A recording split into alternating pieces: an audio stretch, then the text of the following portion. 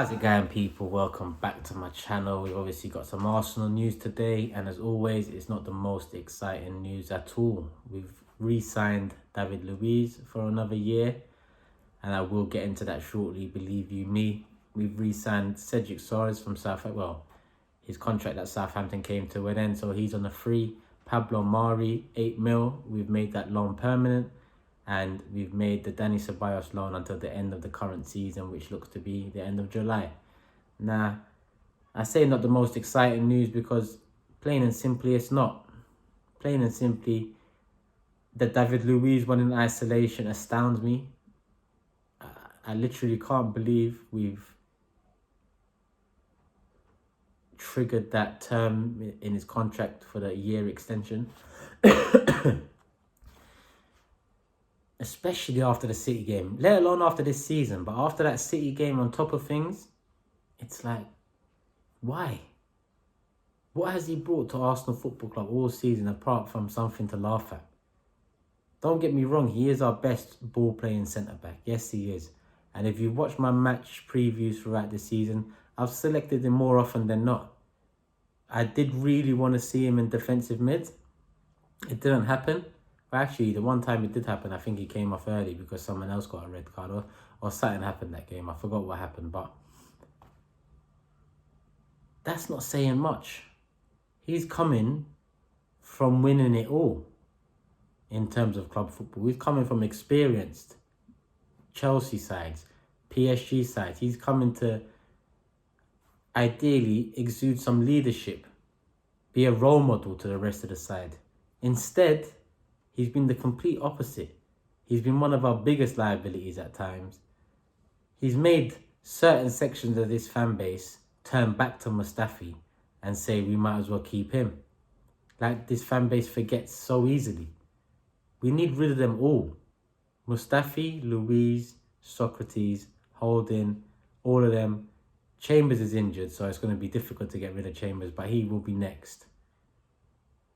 And even I've said it's difficult to do in one transfer market, but it's not impossible. It's not impossible. FFP's been relaxed this season. There's no better time than to fix the mess than now. But instead, you've given David fucking Luiz a new 1-year contract. And to be honest, it's probably on the 120k that he got this season. If it is an extension, it's probably on that wage. Imagine that. I've talked about Ayhan before. Turkish centre-back at Fortuna Düsseldorf, starting ahead of Soyuncu. We could have picked him up for 10-15 mil and given him half that wage and he'd be happy with that. In the prime, or going into the prime of his career. Instead, 33, 34-year-old David Luiz taking 100k a week minimum for another year at Arsenal Football Club. William Saliba's coming in to learn and look at and God knows do what with next to Luiz. And based off this, it doesn't seem like we're going to sign another centre-back this summer. Based off this, and based off some of Edu's comments, which again I'll get into later, it looks like we're going to start the season with Pablo Mari and William Saliba as the starting centre-backs. Well, potentially not Saliba, considering Arteta might not want to put him straight out there. He is 19. He has had an injury-prone couple seasons. Like, people want to tell me he's not injury-prone. When I check his record, he's missed like over 200 days since his debut, which is about a year and a half or coming up to 2 years. That's a lot of football he's missed in a short space of time, in a league that's not known to be rough. So don't tell me he's not injury-prone. I hope the best for him. I hope he comes into the league and I hope he can settle from day one. But what centre-backs do at such a young age in this league? It's an integral age for a centre-back. We used to like Philip Senderos coming up until a young Philip Senderos came up against Drogba. Drogba ripped him to shreds and Senderos was never the same again.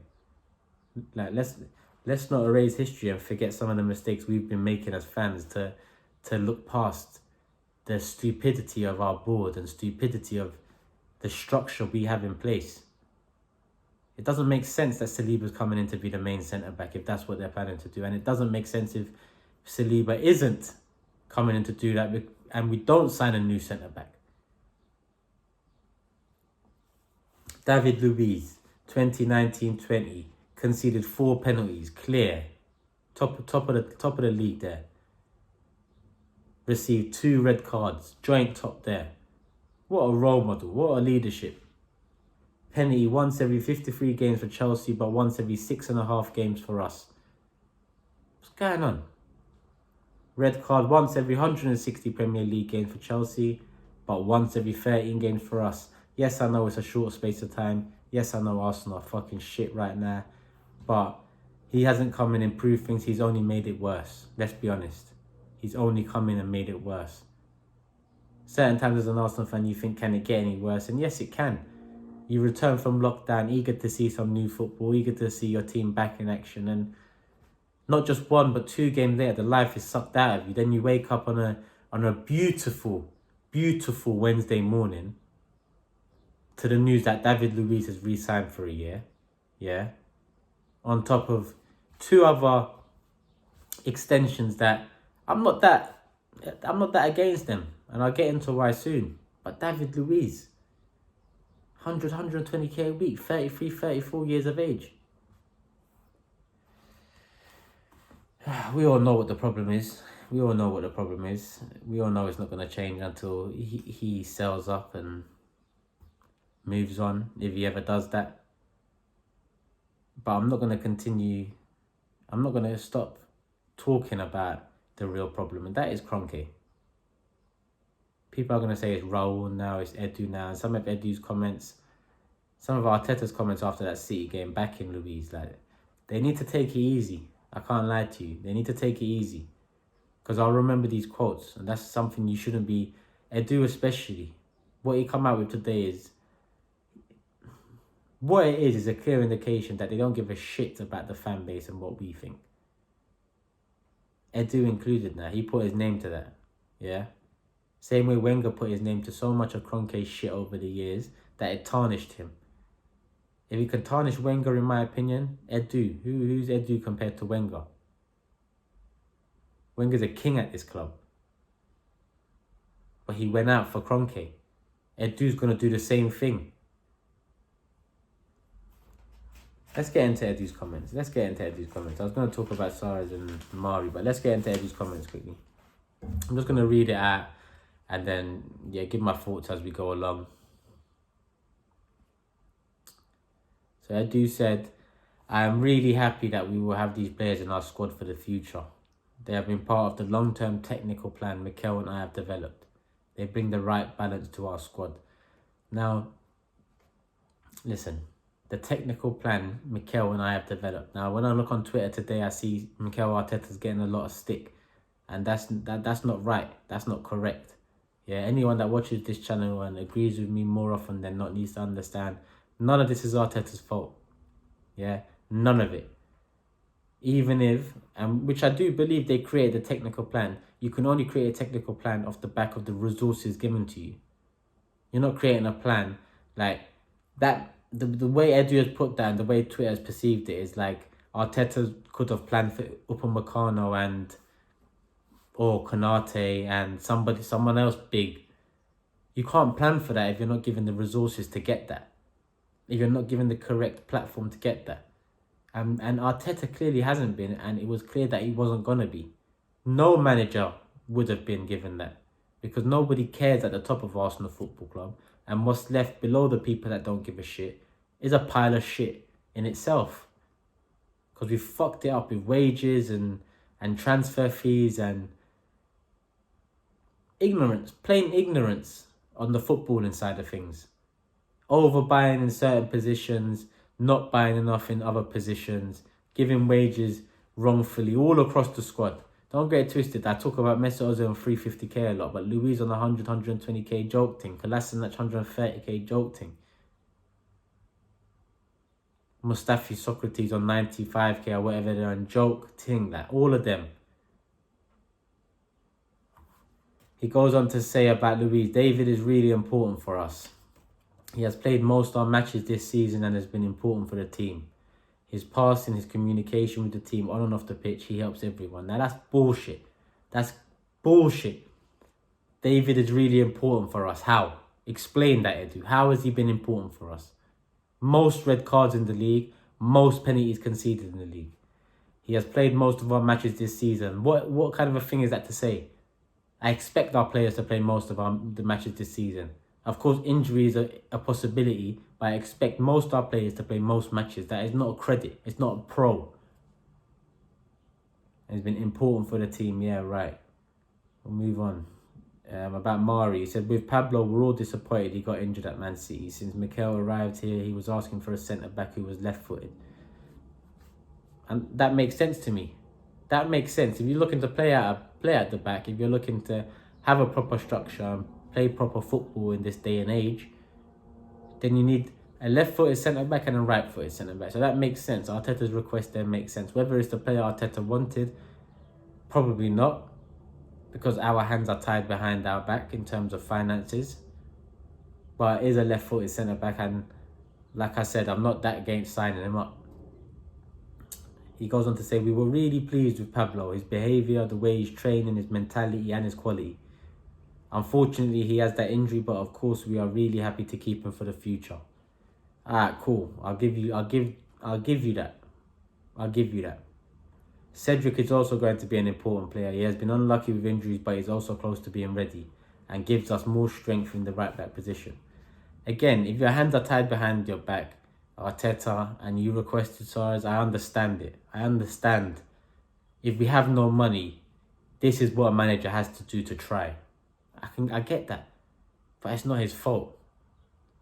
He's not been given the resources. We haven't had the resources.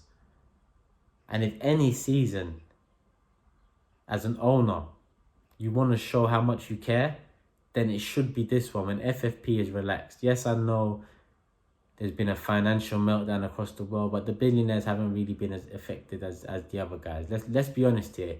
People want to tell me about his sports plans being affected all over. Yes, they have been, but at the same time, my man has got disposable income to the max. His wife is even Walmart owner who have probably excelled in this climate, who have probably made more money than ever in this climate. So it all evens itself out. Trust me. And they ended with, we're also pleased Danny will finish the season here. He's making a good contribution and we will look forward to him having a strong finish. Nah, I don't really care about Danny Ceballos. I don't really care about this season. What are we playing for? Fuck all. Yeah? When FA Cup comes back, cool. I've got a bit more passion behind that because at least we can win something there. But don't get it twisted. This is a fucking shit mess that we are in. And if we... Well, I'm not even saying it again. I'm not even saying if we don't unite as fans. Let me just end this video with talking about some positive spin on a couple of these deals. And Pablo Mari, like, he's 26 years old, decent age, and he did look good for us. Although his pace does look a bit of a concern. Hopefully with a better structure around him, a better set of players with him side by side, I think there is more to come from him. I don't think his injury is a big one. My only thing is 4-year deal. I do want to see what wage he's on. Obviously, he hasn't been detailed yet, but if it shouldn't be anywhere near 100k, I'm going to be honest. He's coming from South America. He wouldn't have been on that much money down out there. Hopefully, it's a good price for him.